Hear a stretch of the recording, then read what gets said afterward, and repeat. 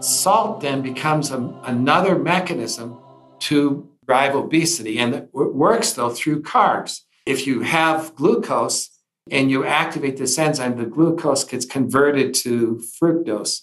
So like if you're on a pure protein diet, a meat diet, you're not eating a lot of carbs, you're not going to have a lot of glucose around, and the salt won't be as powerful as a mechanism to generate fructose because you don't have the huge amounts of glucose in your system.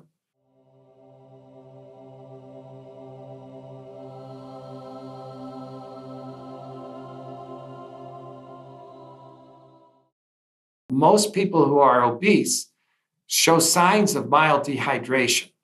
And most people who are obese have an elevation of a hormone in their blood called vasopressin. And you can measure it. It's called copeptin. And Judy, you may want to measure your copeptin level, to honestly, because the copeptin level, when it's high, it is absolutely a risk factor for obesity. And it reflects this hormone vasopressin.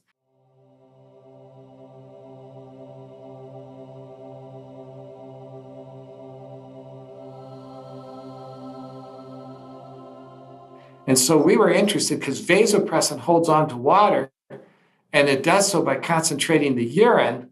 So we thought to ourselves, well, maybe vasopressin might actually increase fat production as another mechanism to hold on to water.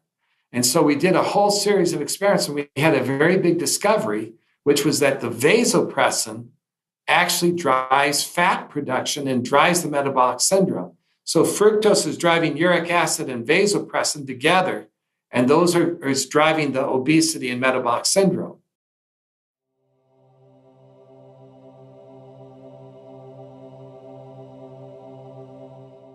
Fructose is driving this very grand pathway that involves uric acid and vasopressin. So when you measure your uric acid and it's high, a question that I would want to know is, is your vasopressin high as well? And if so, maybe this is, trying to keep you normal by trying to keep your glucose levels up, and maybe it's trying to keep you normal that way. But it is a little worrisome if they're really both high. And the interesting thing is you can suppress both by drinking water. So if you drink water, that can turn off the vasopressin.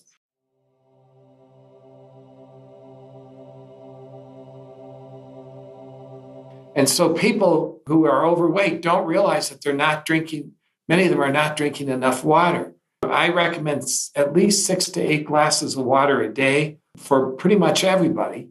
But you don't want to just increase water because it is possible to intoxicate on water. You can drink so much water that you can get into trouble. Everybody probably needs to discuss with their doctor how much is safe for them, relates to how much work you're doing outside and all these kinds of things. But I would say that 8 glasses of water is very healthy for the average person.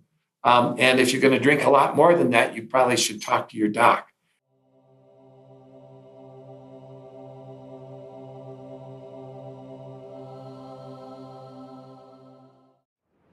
Annotated and summarized, easy to share with loved ones.